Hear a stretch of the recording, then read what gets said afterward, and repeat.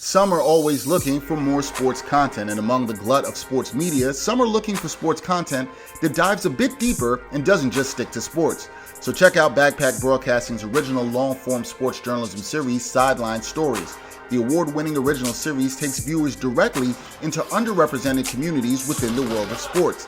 It's a series that goes beyond traditional sports reporting, like box scores and statistics, presenting exclusive stories that you won't find anywhere else. With a diverse group of correspondents, the series provides interviews and interesting stories around the world of sports, because there is so much beyond the game, and so much that occurs off the field or court that impacts each of us and the world we live in.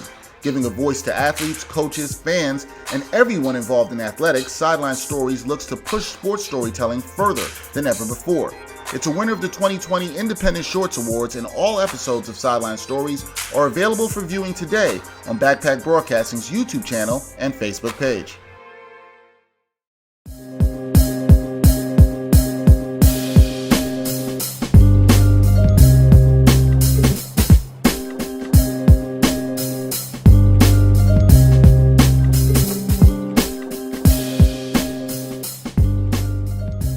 Hard to Tell Podcast, episode 168. Dexter Henry, Brian Fonseca here. Hopefully everybody is staying safe and well.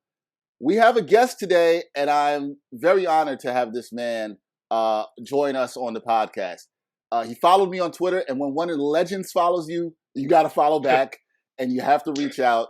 And his name is Dave Sims, play-by-play guy for the Seattle Mariners, TV play-by-play guy, I want to say, for the Seattle Mariners. Dave, what's up, man? Dexter, Brian, doing well. Good to see you guys. And this means a lot to be able to do a couple of podcasts with brothers like this, man. This is good stuff. Oh man, it means a lot for us to hear that, but to have you here is just so fantastic. So I want to let people know. I want to start off like this. And Dave, we talked about this before we came on here and started recording. I first heard your voice growing up on WFAN when I was young. My parents didn't have cable. So I would listen to a lot of Knicks games on the radio. This is when Walt Frazier and Mike Breen were on the radio. And you did the pregame show for that. And I used to listen to you all the time. So to be able to talk to you here now is really crazy. But you've had a long journey in sports journalism and broadcasting, a really long journey. And anytime we get people on here, we like to ask them, especially to share with younger people, what was your journey like? Can you describe your journey to where you are now as play-by-play guy of the Seattle Mariners? Yeah, well, I appreciate the kind words. It has been a heck of a run. I've been able to do just about everything I wanted to do in sports. I mean, a sports writer, columnist, talk show host, TV producer, anchor, play-by-play guy, and coming up on completing 5 decades. So, which is amazing. So, I've definitely reached that spot where I'm hearing from a lot of cats like you say, "Yo, man, I grew up listening to you." That's a good thing, Dave. That's a good thing.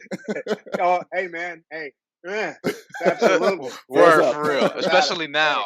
Yes, sir. Yes, sir. That's exactly right. But it was something. I started out when big growing up in Philly. Father was, as everybody is for the most part in Philly, big sports fan. Grew up watching the Philadelphia Warriors with Chamberlain playing Russell and Oscar and all those guys, Jerry West. Go to Phillies games all the time because I lived first 7. I became a big time baseball fan when I was 7 or 8 years old. We were a 15-minute walk from the ballpark. So I got to see Mays, Aaron, Frank Robinson, the era of that wave number 2 of black players who became superstars. I got to grow up with them. I got to go to my first football game. It was like Black Jesus coming to town. Jim Brown and the Cleveland Browns playing at the Eagles. Oh, man. So I've been very lucky seeing all those guys and meeting all of them during the course of my career. Not all, but darn near all of them during the course of my career. So it's been a terrific run. I've been lucky, knock wood, thank God. I didn't have overt discrimination, at least to my face. There was a couple, 3 opportunities that were right there, all but close to the signing, and then something came up, and a couple of them were a little squishy there. All in all, thank God, everything has worked out, and I always wanted to be and I did baseball for ESPN in 93, 94. I'm very thankful and very blessed, and I thank my parents who are no longer with us, but for inspiring the work ethic. Man, it's like, do it, let's go, Yeah. gotta go. No, man. Don't want to hear it, do it. I like that. See, Brian, don't want to hear it, do it. That's always inspirational. It's always good to have that from the family. I think the thing I think about when I think of you a lot, or I hear you on Mariners games, Dave, is, well, Dave's been doing this for a while, but there still aren't a lot of people that look like Dave doing what you do as a play-by-play guy. And you spoke to a friend of mine, a friend of both of ours, mine and Brian, Ebenezer Samuel. He did a piece in the Daily News about 4 years ago. Good friend of mine. Oh From the man, industry. I remember that. And it was titled "Baseball Play-by-Play is Still a White Man's Game." And you were at the forefront of this piece, and you spoke a lot to Ebenezer about this. And you said you were shocked, not really shocked, but you didn't understand the reason why the numbers of play-by-play guys in baseball for people of color, and particularly even black people, is still so low. I think we're only in what is it? There are 3 play-by-play TV guys, black guys in baseball. Right now, on TV, Major League Baseball, myself, Kenny Singleton, who does both. Yep. He does a decent percentage, and he's trying to retire, and they won't let him. He's so good. He's such a great. Kenny's a great good guy. dude, man. Oh man, he's one of the all-time best. Yep. TV, who else? And then Robert Ford does radio for the Astros, right? For the Astros, Yep. yeah. He's from the Bronx. He's from Bronx Science and went to Syracuse. Yep. And Mike Claiborne does the Cardinals pre and post on radio, and does some radio play-by-play. And that's it. The history of the game, history of Major League Baseball. Bill White was the first to do play-by-play, radio and TV. And I believe if Paul Olden wasn't second, he was third, because Greg Gumbel's in there, because Greg Gumbel did the MSG package when they had the Yankees. Late 80s. Yep, correct. So it's basically Bill, Greg, Paul. I think Bill Wilkerson did some work in St. Louis and Billy Sample did some TV work with the Braves, and then mix it. That I'm sixth in line. The history of the game, man. This is 2021. This is 2021, Dave. And the thing is, I wonder, like a lot of guys, especially in my generation, if you were thinking baseball, you were thinking about playing it, and not so much maybe even thinking about broadcasting. You had white guy broadcast work? Who are you kidding? I guess I was hard-headed, dumb, or whatever, and I just didn't give a dang, and just went for it, and it worked out.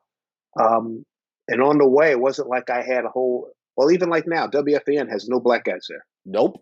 That's something we've talked about recently on this show.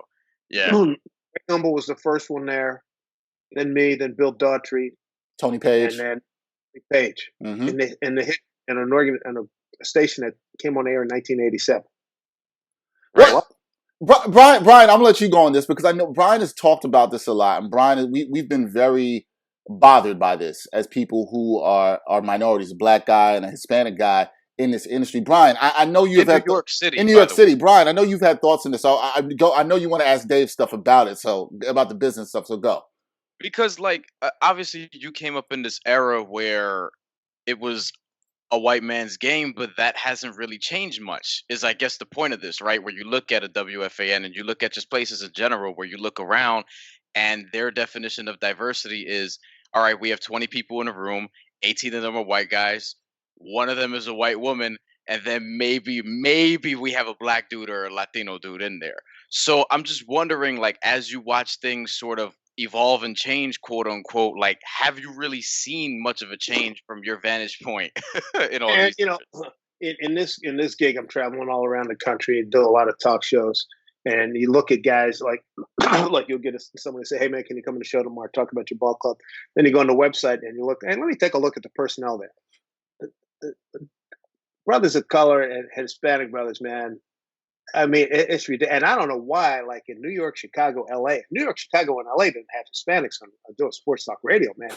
Right. Hey, we need to do a serious reevaluation. I mean, that's not right. Come on now. I mean, for years, all the years I did FAN and WNBC, the whole hodgepodge of New York, man, you're talking white, black, Hispanic, the whole thing. And you can't represent that on radio as a talk show host. And don't tell me they're not out there either.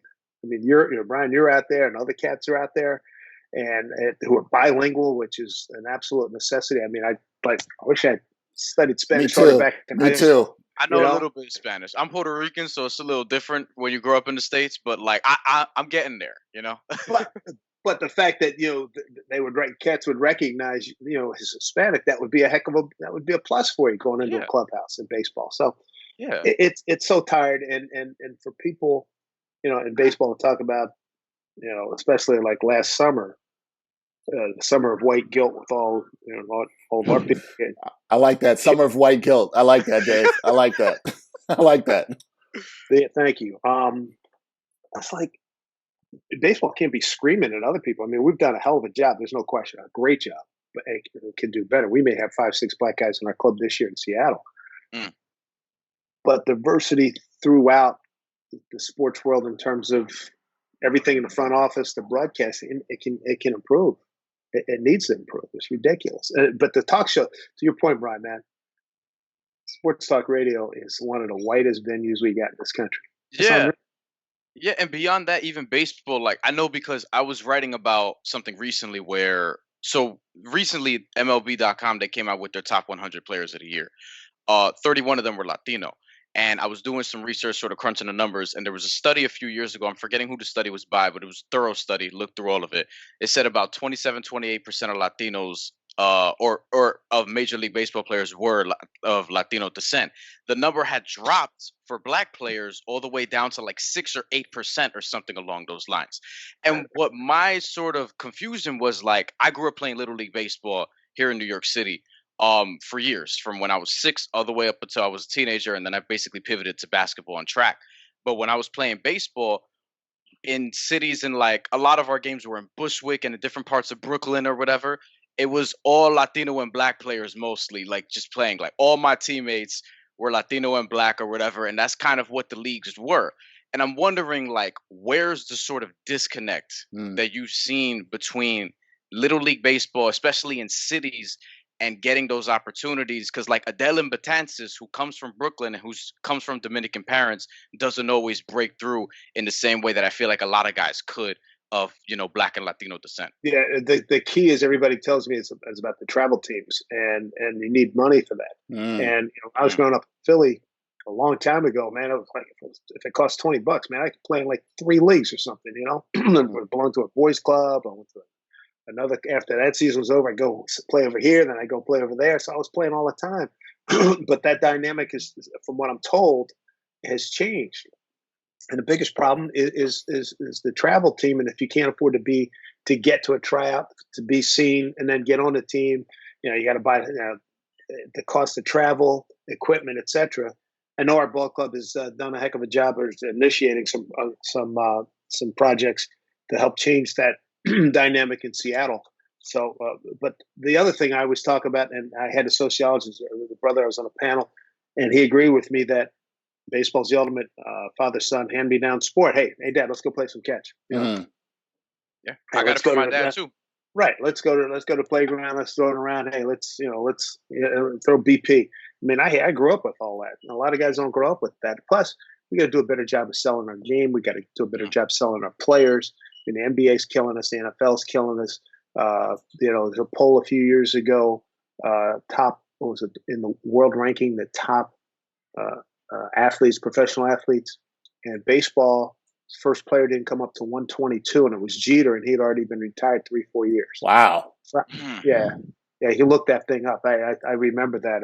He was like 120 something. Trout was like 150 something, Which is and crazy. that was international. But even if you did it domestically, I don't know. I'd like to see where our guys would rank, and it's tough, man. And our demographic skews, well into my generation. I always look at, my generation is the last generation of Black people who really gave a dang about baseball, and it's sort of borne out when I go to the ballpark. Right. 2, 3, 4. Right. There's not that many. I feel like I don't even have that many Black friends that still like baseball or would want to go to a game. It's really, I just know, like my cousin, we grew up big Mets fans, and we'll still go to games, and we still want to do that, but not that many. I want to ask you about the Negro League recognition, Dave, that we saw MLB sort of say they're going to sort of recognize the stats from some of the Negro League players. How did you feel about that? Because I thought, like, in one way the gesture was a good thing, but in another way, it sort of doesn't really talk about what they had to go through or address the reason why they were denied these opportunities or how some of these men, their parts of their careers were robbed from them. You know, I think it's recognition mainly from a number standpoint in terms of the why and wherefores they were kept out for so long. After Fleetwood Walker back in 1880s or something until 1947. That's a long stretch of time, and you're not going to see that in the number. I think that's all about the statisticians, your Baseball Reference, all your analytic guys. Say the Saber. That's what I'm thinking. The sabermetricians. That's for them. They're going to put all those numbers together, put them in the book. But in terms of telling the story, people, there's plenty of books written about why and wherefores that had happened. So I look at it from one standpoint. It's nice to have it'll be nice to have Gibson's numbers, while probably incomplete given the nature of barnstorming and everything. And you didn't have the regulatory, season, and record keeping. I think that I was wrong when I said it. The seasons were regulated, no question. But in terms of the numbers, they weren't kept as diligently as what we're used to now. And then when you factor in all the barnstorming, how many of those games are counted and documented? So that's going to be interesting to see how they come up with a final solution for doing that. But it makes me feel good, and I think it gives some justification. I know from interviewing a lot of the old timers, I've interviewed a bunch, Leon Day and a bunch of guys before they passed, who say, "Hey man, we were major leaguers. Buck O'Neil, we were major leaguers. We were big time," and they were. Absolutely. No doubt about that. Before we got on, you see Brian's background here. Brian's got Roberto Clemente in the background. You have a number 42 hat on for Jackie Robinson. I'm wearing a Jackie Robinson t-shirt. For people who are not watching, I have Ebbets Field behind me. So we've got a lot of baseball history we have on here. That wasn't planned either. It wasn't planned. None of this was planned. We didn't know, Dave. And you always rock the 42 hat. With Roberto Clemente, Brian and I just discussed this a couple of podcasts ago. And I've talked about this with Marley Rivera, a good friend of mine, and some other Marley, great, other Hispanic writers around the game. What do you think should be done about Roberto Clemente's number? Do you feel like it should be retired? Should it be honored in the same way that we honor Jackie? It definitely should be honored. Retire. I wouldn't have, if they retired a number, I wouldn't have a problem with it. I know when we had Frankie Gutierrez with us, he wore 21 because of Roberto Clemente. He'd grown up hearing all the stories about him. And you talk to any Hispanic players, they're going to be, "Hey man, that's our guy." And he went through. The story probably is not as prolific as the documentation of what Mr. Robinson, Mr. Doby went through. But he, the 50s, traveling the South in the minor leagues, and then coming up to the bigs, it couldn't have been a walk in the park for sure. No. So, and his numbers and his accomplishments. I mean, I still. Every time I see that throw from 1971, he throws Merv Rettman out from third base from the deep right field corner, and you watch him in the 71 All-Star game when there was like 9 or 10 Hall of Famers in that game, and Clemente went opposite field. Aaron hit an opposite field home run. If you haven't looked at that, you need to. It's on YouTube. The 71 All-Star game. It's unbelievable. I mean, bench Morgan was Mays in that. Yeah, I think Mays was in it. Aaron. Stargell, you had so many Hall of Famers, Black and Hispanic guys, and in general, even white Hall of Famers, Yastrzemski, I think Torrey might. It's wow, it's so much fun. Yeah, man. What a game! Yeah, no, I definitely feel like you should be honored for sure. If they retired 21, I'm cool with that. And we do have a day for him, but I think probably should make a bigger deal of it. I think it was this year was in September because of the pandemic. Yep. But to honor him, he was the. He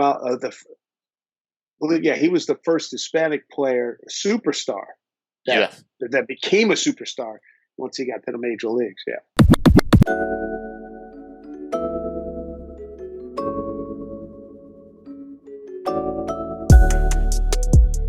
Backpack Broadcasting continues to bring you the best original sports content, but now you can get more of the content you love. For as little as $3 a month, you can get access to bonus content, including behind-the-scenes footage and interviews from the Sports Walk, Sideline Stories, or the Ain't Hard to Tell podcast. All this exclusive content comes via Patreon. There are tiered levels of patronage, and each Backpack Broadcasting patron receives exclusive perks. Your support helps Backpack Broadcasting create more of the original content that you love. Visit Backpack Broadcasting's Patreon page and become a Patreon today.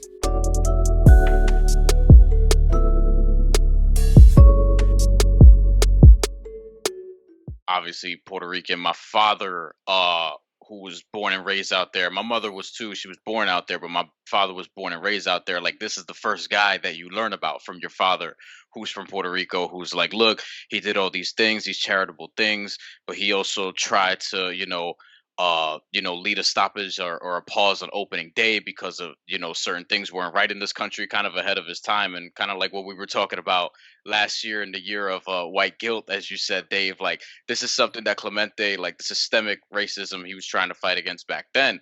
Like, there are a lot of just things he symbolized both in and out of baseball.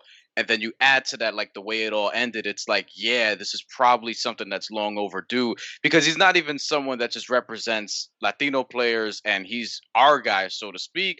But if you look at him, he's also a black man. And I feel like baseball needs to just embrace, like, especially of today's game, like me and Dexter talked on this podcast about, like, they need to do more with embracing guys like Tim Anderson. We're starting to see it with Fernando Tatis Jr. But, like, we need to not try to beam these guys after they're hitting home runs. And that's one of the things that annoys me the most. So I think Clemente in some roundabout way symbolizes all of that, like the progression that we really need to see in baseball. But then also, I just want to use that and ask you, like, where do you see guys like that, like Tim Anderson and some of the other players that we're talking about? Like, does baseball itself just have to fully embrace them so that we can, probably get more Black and Latino kids in the major leagues who want to play? Yeah, it's interesting. Justin Dunn, who's from Long Island, right-hander, black kid, former from Boston Met, College. Yeah, saw former his first Met, game exactly. out here. Part of the Cano deal and the Diaz deal, which you guys are still pissed off about. But Not happy. Not happy at all. Hey, Not happy at all, Dave. Diaz was good last year. Diaz was better last year. He was. He was annoying. He was annoyed me I the got year a rep before. for my guy Diaz. Tell you what, he'll get it straight. He was so good with us a 3 years ago. He was. It was just unbelievable. But you guys, in terms of Timmy, in terms of Kelnick, hopefully we'll see him this year, sooner than later. In terms of Tim Anderson, and letting him be himself, I saw a piece in ESPN the other day. He and Tony La Russa, he went in a little trepidation. He came out. He loves La Russa now. La Russa is, basically must have told him, "Hey man, just be you," and he's going to do it. And that's how he was raised. From Alabama, was a basketball player, and then he went to a baseball tryout. They loved him, and here he is in baseball. He was a batting champion in the major leagues 2 years ago. Terrific player. Matter of fact, I wore this one time. The last time I saw him, we were in Chicago. So that's what, 29 in the 19th season. Might have been the 18th season. And I had this on, and the next day, I know Todd Frazier a little bit. Frazier comes, "Hey, big dog." He says, "Well, man, Anderson, he loves eating your cap, and he was afraid to come up to you." I said, "Man, please." He said, "Can you get him a cap?" I said, "Yeah, I brought it to me." I said, "Yo, man, speak up. Come on, what are you doing?" Really? I think it's important that guys show their personality like Tim does. Don't go overboard, but I like the way he expresses his enthusiasm, and the same with Tatis and Manny, and every now and then you catch a couple of. I hate to break it down this way, but sometimes you'll see a couple of white guys that play with an effervescence. You got to talk about it. It's a great game. Have fun. Trevor Bauer has fun. He's a little, he's different, but he's problematic. Yeah. Syndergaard. Syndergaard. They have fun. They're intense. I don't have. As long as you're not like blatantly getting in somebody's face and because that would be a fight in the schoolyard, right? Oh yeah. But there's certain stay within the parameters. But you want to be jubilant and pumping your fist. Guys been pumping their fist forever. So come on, that doesn't bother me. No, I like that. We have to ask you, since you're with the Mariners, we got to ask you about the whole situation going on with Kevin Mather. That 45-minute Q&A video to the Bellevue Breakfast Rotary Club and his comments against former Asian players. And we've seen an increase in Asian discrimination and hate crimes going up in this country, which is absolutely ridiculous. As somebody who does play-by-play for the team, when all this came out, and obviously he's resigned, even though we know it was a firing, he was resigned. As the black play-by-play voice on TV of this, when you see this and you see those kind of comments from Kevin Mather, How did that make you feel, Mr. Sims? Because I mean, you had to feel like us. We were just like, this is ridiculous. It was a week ago on Sunday. I got a text at 4:17 from a buddy of mine who's a radio guy out there. And I saw the headline. I didn't really think that much of it, and then I clicked on it, and I watched, and about halfway through, I said, "Man, what is going on here?" I'll just leave it at this. It was disturbing. It was intense. It was wrong-headed, mean-spirited, and he paid a price. Lost his job, and it's funny. I had told him at one point during last summer when everything was going through, and they had asked me to do various forums with some of the black players and whatnot, and I did a couple things about what was it, the other boys of summer, about the history of the Negro League. And after I did one of those forums with our players, I did a couple of them. I called him up, or he called. I can't remember who called who, but I just remember saying, I said, right about now, you're pretty happy you got a black guy as your play-by-play guy. And then that happens. Hey, he paid the ultimate price. Out of here. Yeah. And I think the sort of issue here too, beyond what he was saying about also Julio Rodriguez, one of the Mariners' top prospects, saying that he doesn't speak English. Something real quick. Yeah, right. Because usually during January we do these caravans, and we all around the Pacific Northwest and do things. So this year we couldn't do it. Right. So everything was virtual. So I had to do a bunch of interviews. I did a couple where I did 3 where there was 2 guys, and I did one interview. It was just one dude. 2 of them, and one of them was Julio Rodriguez. Look it up. You can look it up on our channel. Delightful 30 minutes. The man's English is phenomenal. Moreover, his command of American idioms is on target, like he had grown up like the 3 of us. And this was a language he just learned in the last 3 years. So when you see somebody say that his English is not good, it couldn't be more wrong. I saw a report that said, it was a reporter, I'm forgetting his name, said that he was going to interview Julio Rodriguez in October of 2018, and Julio requested that the interview be done in English, because obviously he's come to work on it. And remember, I'm growing up watching boxing, for example, right? And boxing is a sport that is extremely diverse. A lot of, especially in the lighter weight classes, are largely run by Black and Latino folks and some Asian folks as well, some Eastern European as well. But it's very diverse, legitimately not diverse, not buzzword diverse. You grow up watching a lot of dudes like Miguel Cotto, for example, who is doing interviews in Spanish early on, practices his English, gets good enough to where 8 years or 5 years down the line, he's doing interviews in English.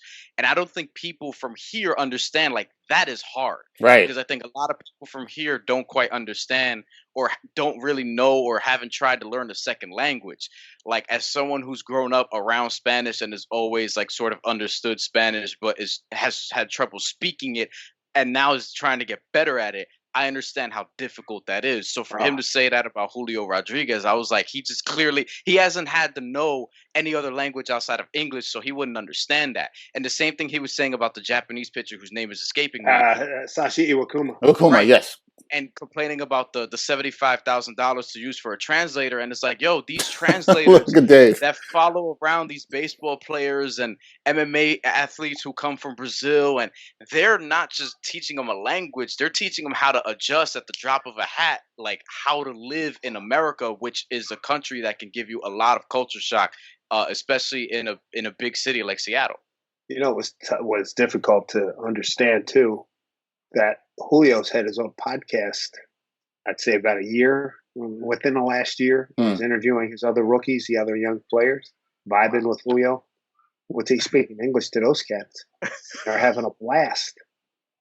He didn't know any of this. He's like, what? Right. It's not even this is some nondescript talent. This is your top prospect. You should know what your top prospect is up to. Dave, the fact you have to take off your hat, Dave, is just like, ooh. That's excuse me, that's what makes it so mind blowing. It really does. Really does. Hey, we move on. It truly does. And one thing I wanted to bring up about not about that specifically, but I think another thing is like there are other people in baseball I feel like need to get smoked out because they feel the same way. Like I'm sure Kevin Mather is not the only Kevin No Mather way, he's the only who one. is in baseball. So I'm wondering if and I don't know if any of us are gonna have an answer, but I'll throw it to you guys. Like, is there a way we can sort of find this out, so to speak, by looking at past behavior patterns or comments and things of that nature that probably fell under the radar that weren't as, I guess, flagrant or as exposed as this? If anybody brings it out, it'll be the Players Association. And if you saw, was it Josh Donaldson was the first player responding with a tweet about it, basically saying, hey, we've been saying this for years now, it's borne out. Players Association came out with with a statement as well. So I think that was ammunition for their side for sure. And it's already a very acrimonious relationship, the players and owners, and this didn't help. No, I agree. That's how it's going to come out. Two last questions for you, Dave. One, looking at your team, the Mariners that you are with all the time and broadcasting the games of, what do you think their chances are of competing in the AL West this season? What do you like them to do? It's so many young players, and the thing that has impressed me in talking to guys on these team oriented broadcasts and tapes and whatnot, and from what I remember from doing the same thing last year, it's a tight knit group of guys. They realize that the franchise hasn't been to the playoffs since 2001, so they definitely want to break through with that. And the more veteran guys like Seager's in his final year of his contract, Haniger's about 31 now, coming off an injury. He's missed the last year and a half. I mean, they're going to be driven like crazy. Plus the hunger of the young guys. So now you have so many young guys who basically getting their first test of fire. And see how they do. I mean, the projection, the biggest, the highest win projection that I've seen thus far is 74. Now, that's not something you want to take to the bank one way or the other. I mean, right. I don't think it'll be much higher. I don't think it'll be much lower. But, Houston's come back to the pack a little bit. They still have some dynamic, obviously, players in Bregman, Correa, Altuve. I love Gurriel and Michael Brantley. That's 5 bad dudes that can swing it in their lineup. And they lose Springer, which is a huge loss. They lose Verlander to Tommy John. I think they get closing issues. The A's lose Liam Hendricks. They lose the shortstop. My boy's name. Finished third. Marcus Semien. Yeah, Marcus Semien. Who finished third in MVP a couple of years ago. Yeah. They lost Robbie Grossman, a nice platoon player. They may come back. So that's why I'm starting. I feel like a window or maybe a jump could happen, because sometimes you see young teams, all of a sudden they coalesce, they come together. So we'll see. It's hard to make a prediction because we have, Montero, who we got from Texas as a closer. Hopefully he's healthy. Kenyon Middleton, who has got a big arm. He's coming off of Tommy John. He can really bring it. See how he does. And then I think Paxton is a great addition. If he stays healthy, I'd love to see him make 30, 35 starts. He can win 18, 19, 20 games. Marco Gonzalez pitched well, 7-2 with a good ERA, tremendous strikeout to walk ratio last year. Justice Sheffield had a breakthrough as a starter. Yep. And then after that, you got Dunn, you got Margavicius, and Logan Gilbert, who I keep hearing a whole lot about. I've only seen once or twice in the mound, I think, last year in spring training. Big right-hander, funky delivery, tough to pick up. He's like 6'6", 6'7". By the time he's finished, he's in your kitchen. So there's some unknowns, but I tell you what, it could be some breakthroughs. It really could be. Could definitely be a breakthrough. And I guess the last thing for me, Dave, is we talked at the top about the lack of black play-by-play guys, lack of Hispanic play-by-play guys, and just people in the field covering the sport of baseball. As somebody who's done this for a long time, and as Brian said, you've watched a lot of evolution for good or for bad. Where do you think we are headed in terms of people of color in sports media, sports journalism, and that representation? Do you see things changing in the right way and more diversity and more inclusion? Well, way back in when I started, I met the late great Larry Whiteside, who was at the Boston Globe.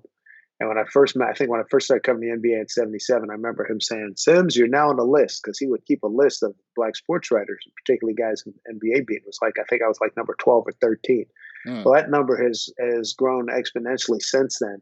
I am still, while I'm dismayed on one hand, when I think back to that time when Larry told me about being on the list and the cats that I have seen over the passing years, it's a lot better. But I just hope that guys and gals who want to do it are in school or working like you guys are and getting your chops and getting your reps and working on your craft and your game, that at some point it's going to be, the playing field's going to be a lot more level than it is right now.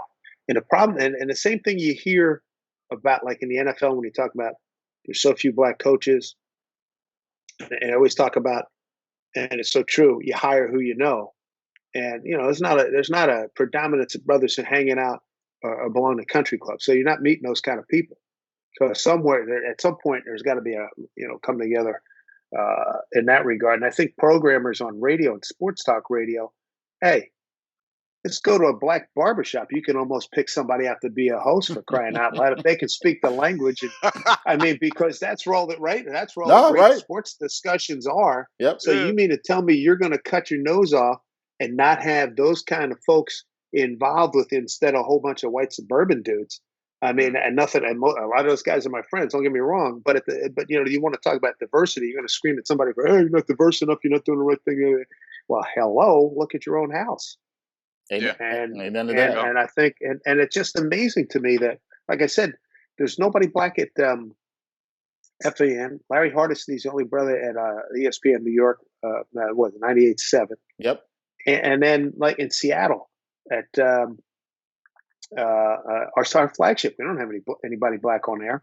At KJR, the other station, they used to have Cliff Averill, but he an ex-Seahawk. Yep. He did it for about a year and change. He did a midday show, co-host, but they don't have anybody black full-time on a regular shift. And then you just go right through. I have a friend of mine who's from Long Island. We call each other brother from another mother. Nice, funny Jewish guy. Played against Dr. J in high school, and he's an actor. And he's working at a station in Lexington, Kentucky. And I was going through their website. Nothing. My man Doc Walker got cut loose after many years in D.C. Yep. I can't think. Like, I think, does Michael Holley still work in Boston? He was on he may still be on one of the radio stations up there. I know he and Michael Smith do a podcast. Yeah, they do that show together now on Peacock Network. Yeah. But, the numbers are, I can't tell you about LA and San Francisco, but I'd be willing to bet there's not much representation there either. And it's sad. It's really especially non-pro athletes, because this is another point that Dexter and I talk about a lot, where it's like a lot of radio stations, TV networks, or whatever, like when they grab black people to be on certain platforms, it'll be like, this person used to be in the NFL, this person used to be in the NBA, and it's like, what about the dudes who weren't?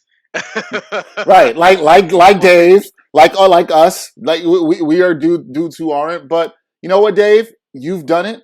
You're paving the way for people. You've inspired me. Like I said, it's an honor because I listened to you on the radio as a kid, and for people like me and Brian who are younger, just not trying to make you feel old, Dave, but just seeing you having done it. I embrace that. Don't feel bad. All right, you got to embrace it. Just seeing you do it is truly an inspiration. Sometimes we've had guests up here where like Dexter will tell them my age, and they'll be like his friends, and they'll be like, get out of here. Like, how? But yeah. I'm like, Well, we got to embrace the age. Dave, man, thank you so much for joining us. We'll try to have you back at some point, maybe in the middle of the baseball season, and we'll talk some more baseball and stuff again. All right? Absolutely. One time for your mind, one time. One time for your mind, one time. One time for your mind this week. We're going to close out Black History Month. I know we're in March, but we're just going to close out Black History Month with some things that are very important to talk about surrounding Black History Month that I think is important. Brian has something that I think maybe people wouldn't expect, but if you know Brian, you kind of would expect this for him. It also ties into Black History Month. I will say that. let me just first real quick, because you mentioned like where we are in Hip Hop Uncovered, a series I'm watching on Hulu. They actually cover in episode 3. This isn't really a spoiler, but they sort of tie in NWA coming out with "Fuck the Police," Rodney King riots, how this stuff sort of influenced some of these people that they're really covering in the series. So now that you mentioned that, that sort of got my attention. I'm only halfway done with the series, but so far, it's good. And episode 3, especially, I thought was the strongest one so far. We're gonna have to discuss that later in later podcasts because I'm gonna watch and finish it. So we're gonna have to discuss that series. Some people around hip hop that people don't really talk about. I was very excited to see that Trick Trick was one of the people who will be heavily featured, because Trick Trick, if you know hip hop and if you know Detroit hip hop, is always an excellent interview. Absolutely. Can't wait for the sound bites from him. Go ahead. So my one time for your mind, to close out Black History Month, I think it's important to recognize what's going on the WWE side of things right now. Wrestling. You know, you can say what you want about certain things within the company, but as of right now, what I'm going to shed light on is the women's title match that has now been booked for WrestleMania officially. Bianca Belair, Royal Rumble winner, second Black Royal Rumble winner ever after The Rock, first woman who is Black to have won the Royal Rumble, won earlier in January. She will be facing champion Sasha Banks for the women's championship in what will be the first women's title match in WrestleMania history to be contested by 2 Black women, which I thought was interesting. You know what I mean? Like, it just kind of shows you, especially in a sport like wrestling, that has been sort of, had a checkered history, let's say, in a lot of different ways. Like, I went and looked up some history. So the women's championship was originally created in 1956. The Fabulous Moolah was the first women's champion. She held it officially for 28 years. Unofficially, there are some other like title exchanges, but in terms of recognized history, she held that title to like 1984, and which is insane. Like 28 years. I'm not even 28 years old yet. Like, that's how long the title reign was. Damn. The first Black women's champion didn't come along until 1998, and that was Jacqueline. And I was going through sort of the history, and there hasn't been that many women's champions in WWE. There hasn't been a lot of Black women in WWE, period, but there hasn't been a lot of Black women's champions or Black champions, period, in WWE. And this is why a couple of years ago talked about Kofi Kingston winning on this podcast and how significant that was for a Black man to have a WrestleMania moment. You know what I mean? Especially somebody from Ghana, West Africa, who came over to the States, college educated, graduated from Boston College, and was able to become a WWE champion. Like, you saw people crying in bars and things like that. Like, it was one of those.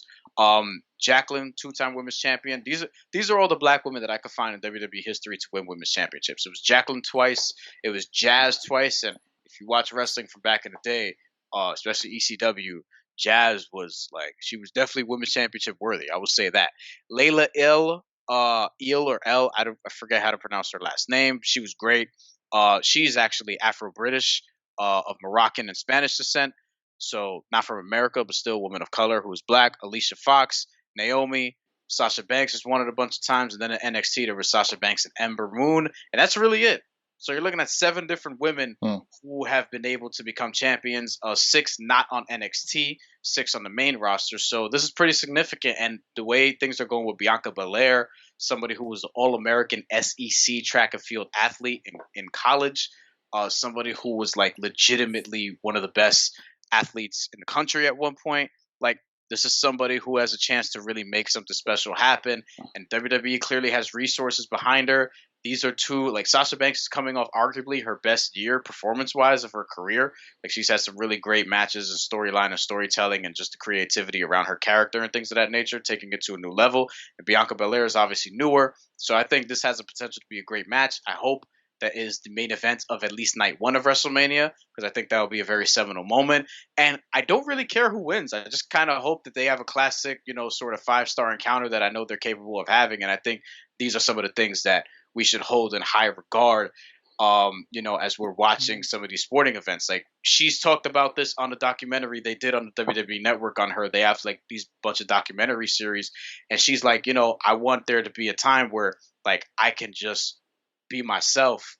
I understand the importance of representation, but like we want to get to a point, and this is kind of what Jessica Mendoza said to me in a piece that I did last month on Latinos and social justice, is like you want to get to the point where like the representation is so equal that it almost doesn't matter like who's where, and it's truly like fair game. But until then, like this is what we have to do. We have to make sure that all these people get represented. We honor them. We tout them for who they are, who they have been, or whatever.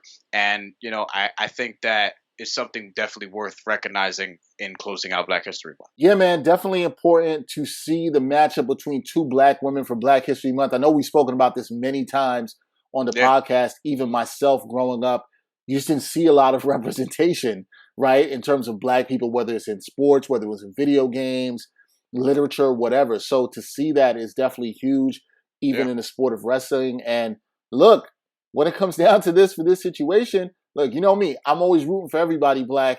And no matter who wins that match, look, somebody Black is going to win. And there's not too many times we can say that. So that isn't bad at all. In terms of Black History Month, I just want to talk, before I get into my story that I want to talk about, a little bit about myself.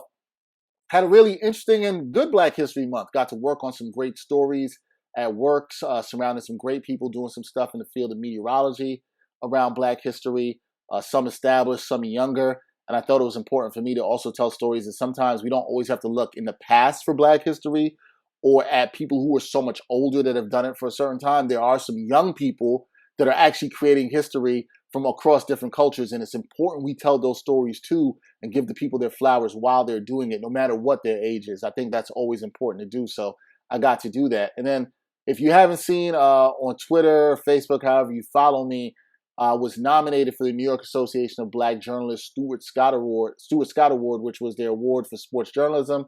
I was nominated with 3 other people, one being a great friend of the show, Kimberly Martin.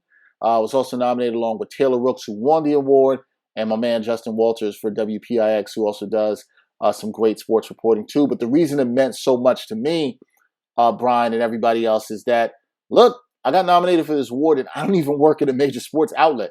My work for doing this was for doing work at AccuWeather with the sports and weather series field conditions that we do.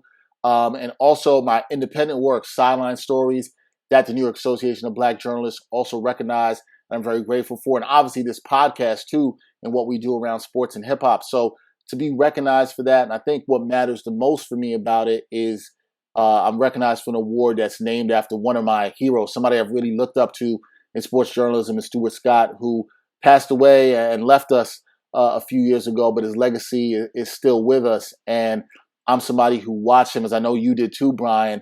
I remember watching him late in my teens and early into my adulthood in college. And the thing that always struck me about his work was just how unapologetically Black he was, how just he stuck to what he was and his voice and how he would be, and inspired me a lot to say, you don't have to be this way or code switch all the time as a journalist. You can actually be who you are and stand in your Blackness, or stand in your hip-hop-ness, if that is a word, and the terms and hip-hop vernacular he used in his highlights and his reporting.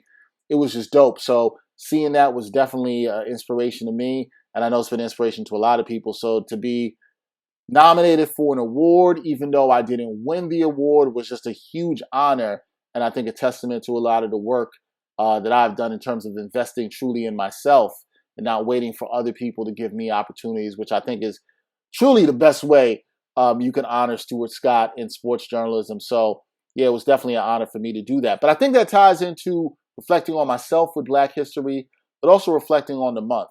And, we talked a lot about the different things around Black history this month. And I came across an article earlier this month on the site called The Diamondback.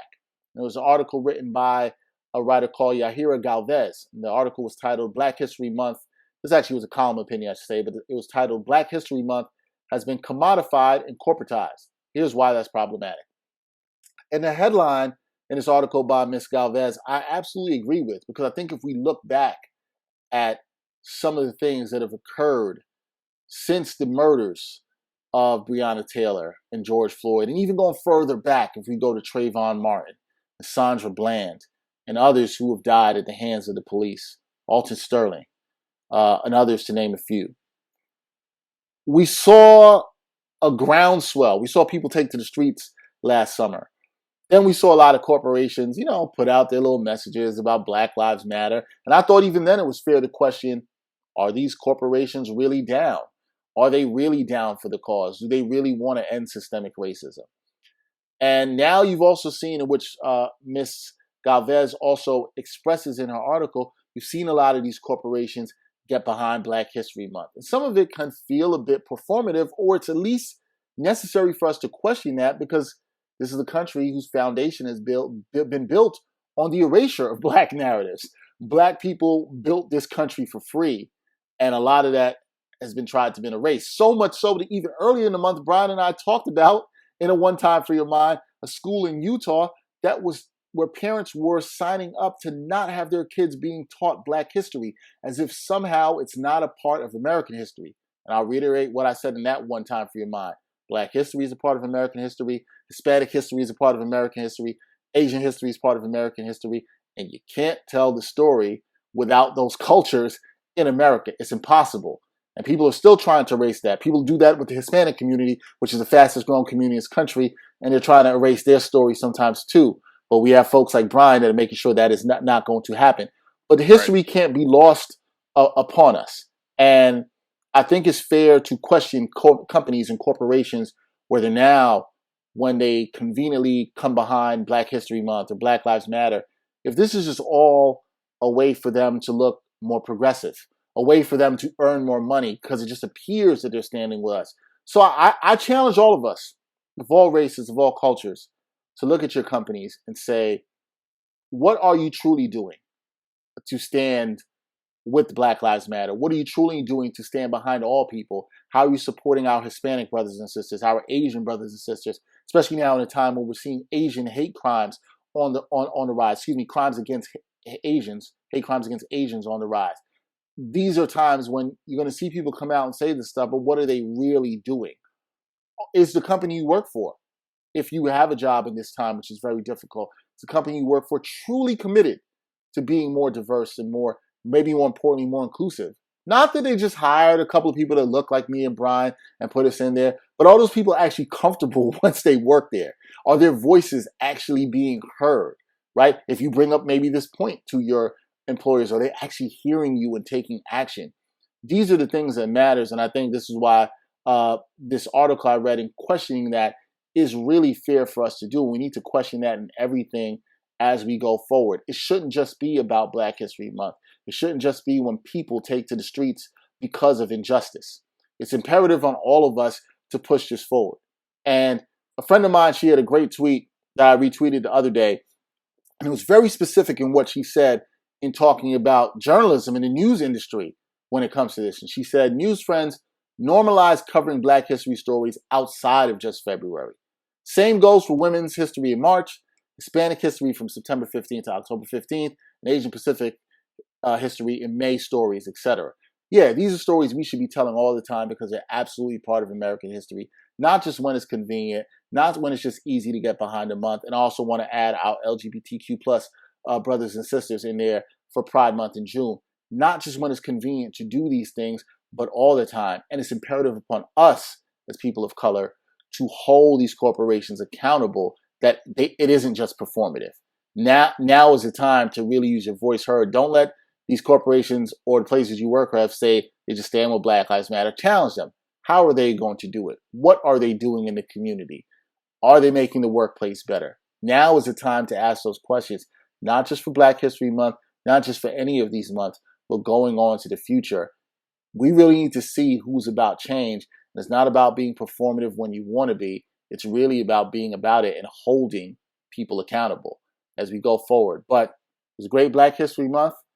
A lot of history is still being created by a lot of Black people that we're really proud of. We were going to see it from our other cultures, people from other brothers and sisters from other cultures across the country as we celebrate their heritage too going forward. That's it for this episode of the Ain't Hard to Tell podcast, episode 168. Huge thank you to our guest for this episode.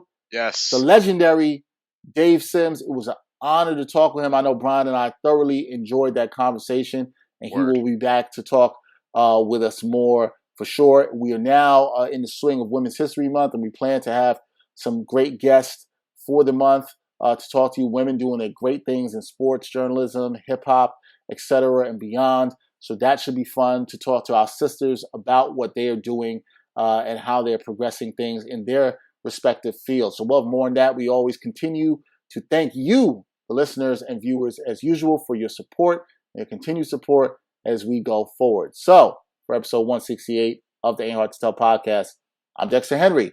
He's Brian Fonseca. Till next time, y'all. Peace.